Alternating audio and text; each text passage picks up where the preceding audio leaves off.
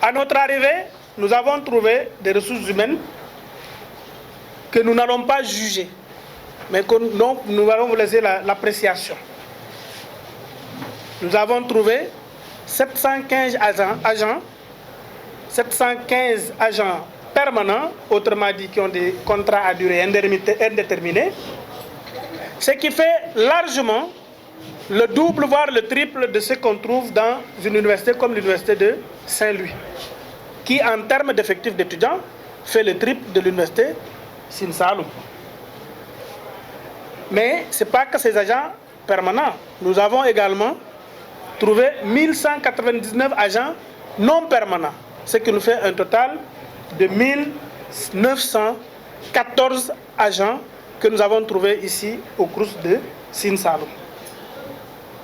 Ça a été un peu difficile à apprécier puisque le nombre d'étudiants total hébergés dans nos résidences au niveau de l'université Sine Saloum ne dépasse pas les 982 étudiants. Autrement dit, nous avons presque 1000 employés de plus, presque 2000 employés pour 982 étudiants hébergés. Mais si nous allons plus loin, en considérant l'ensemble des étudiants qui sont inscrits au niveau de l'université Sine Saloum, nous frôlons un ratio de 1 agent pour 3 étudiants.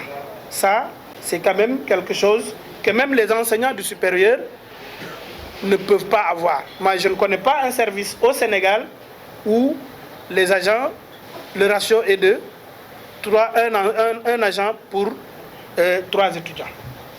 Mais c'est encore plus aberrant si vous connaissez le Trésor. L'ensemble des agents du Trésor ne font pas 1000 au Sénégal, sur les 14 régions. Et nous sommes dans une université où nous avons trouvé 1914 agents au total. Et parmi ces agents, dont plus de 50% sont quand même des agents, à la limite, non sans diplôme, ainsi de suite. Donc, ce qui pose également, par ailleurs, un défi par rapport aux compétences. Donc, c'était quand même, c'est une question qui nous a un peu hanté le sommeil pendant 2 jours. Et j'en veux juste pour illustration, un nombre de 60 chauffeurs pour le CROUS de Sine Saloum, qui ne dispose que de 3 véhicules. Et donc, ça, c'est quand même quelque chose qui est insoutenable. Et c'est également 206 agents de sécurité pour 30 sites à sécuriser. Et ce ne sont pas des sites à 2-3 portes. C'est des sites où vous avez juste un R+1, R+2 au maximum. Et 380 commis pour l'entretien des couloirs et des toilettes de ces résidences. Et ça, c'était quand même des chiffres que nous n'avions pas compris. Mais ces chiffres ne peuvent pas ne pas avoir une incidence financière. Et c'est ce qui a fait que nous nous sommes intéressés aux finances pour constater que en janvier 2024, nous avons quitté une masse salariale de 173 millions par mois. Et très rapidement, quand nous sommes arrivés, nous avons trouvé une masse salariale de 347 millions par mois pour les CDI seulement. Parce que si nous prenons en compte les non permanents, la masse salariale dépassait les 450 millions par mois. Ce qui fait, quand vous calculez, à la fin de l'année, on se retrouve avec toutes les charges sociales, parce que ça c'est par rapport au net, on se retrouve au-delà de 6 milliards de masse salariale annuelle. Ce qui fait largement plus que le budget ou la subvention reçue de l'État. Parce que ça fait presque le tiers, hein? C'est le tiers que nous recevons de l'État, sans vous indiquer le montant exact. Donc, et cela se comprend, puisque nous avons un niveau d'endettement qui est insoutenable. Si vous avez un budget qui est très maigre, ou demain une subvention de l'État qui est très maigre, un budget qui n'est pas sincère, parce que si vous avez un budget de 11 milliards, alors que vous ne pouvez pas mobiliser plus de 2 milliards ou 3 milliards, vous voyez ce que ça donne comme difficulté, comme défi. Et donc, ce qui fait que le Crous, pendant 2 ans, ne faisait que s'endetter. C'est-à-dire, les résidences n'ont jamais presque été payées, peut-être un seul trimestre sur 2 ans. Les repreneurs n'ont jamais été payés et les autres partenaires n'ont jamais été payés. Et c'est là le Trésor en pâtit effectivement, parce que le Trésor est en train de faire le tout pour soutenir les salaires, mais c'est un trou béant que nous trouvons à ce niveau.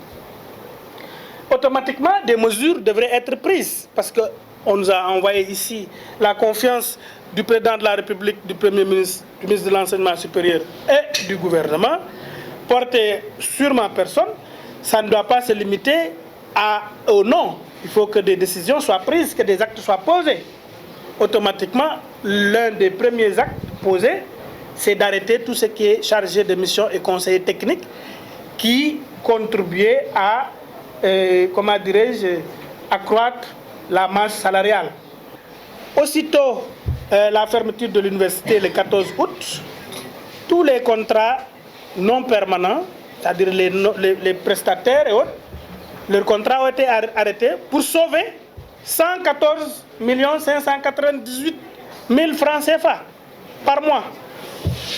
Et donc, après cela, s'ensuit maintenant, je suis resté avec les 715 agents permanents, moins d'ailleurs parce qu'au fur et à mesure, j'en perdais par certains, ou je me séparais de certains d'une certaine manière, parce que, retenez bien, parmi les agents permanents, il y en a qui ont eu des CDI, qui ont un CDI au Crous et qui ont un CDI ailleurs, ou qui sont des pharmaciens de métier qui ont leur pharmacie et tout, qui exercent et qui ont un CDI chez nous. Tout comme on a eu ici des agents qui sont maires d'une localité qui n'ont jamais mis pied, et il y en a beaucoup d'ailleurs, ce n'est pas 1 ou 2 maires, et qui percevaient leur salaire. Donc tout ça, il fallait trouver des subterfuges. Ce ne sont même pas des subterfuges, il fallait faire face pour que cette situation-là change très rapidement, parce que je ne pouvais pas, moi personnellement, imaginer signer le salaire de quelqu'un qui a un CDI ailleurs. Et donc, ces contrats ont été arrêtés, mais aussi, nous avons redéployé le personnel restant pour gérer le gap ici, parce que 60 chauffeurs avec 3 véhicules, ce n'est pas soutenable. Il fallait maintenant prendre certains de ces chauffeurs pour les convertir en agents de sécurité de jour, et prendre également certains copies pour les amener ailleurs, pour faire d'autres travaux. Et ça, c'est dans tous les secteurs ou dans tous les départements du Crous où on a cette difficulté-là par rapport à l'effectif qui est un peu pléthorique. Et donc, après cela, le redéploiement a permis d'abord de régler 3 questions. Ceux qui ne venaient pas au boulot, au travail, il fallait pas juste le constater comme ça, parce qu'on comprend très bien ce qui peut s'en suivre. Mais là où on avait le besoin se faisait sentir également. Nous avons redéployé des agents. Et il y a également des agents qui se montraient particulièrement intraitables dans certains campus. Et donc, c'est ce qui a été l'objet de ce redéploiement. Après le redéploiement, des agents ont quand même été récalcitrants. Ils ont refusé quand même de rejoindre leur poste, ou ils ont continué leurs mauvaises pratiques. Et ces agents-là, nous avons suivi la procédure en le faisant d'abord un audit interne qui a recensé ces agents-là, mais également un constat d'huissier jusqu'à aboutir au remerciement à remercier ces agents-là.